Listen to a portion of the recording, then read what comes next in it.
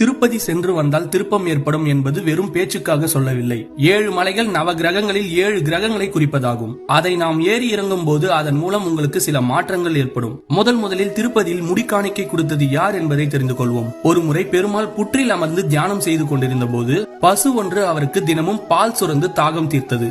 அந்த மாட்டின் சொந்தக்காரன் பசு வீணாக புற்றினில் பால் சுரப்பதைக் கண்டு கோபமுற்று தன் கையில் இருந்த ஆயுதத்தை எறிந்தான். அது புற்றினுள்ளே இருந்த பகவான் சீனிவாசன் மீது பட்டது.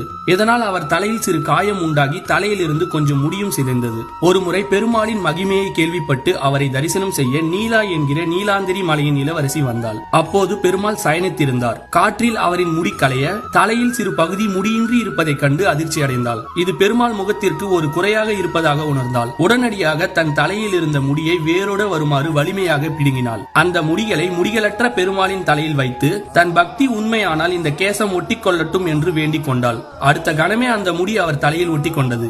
இதுவே திருப்பதியில் முடி காணிக்கை கொடுக்கும் தொடக்கமாகும்.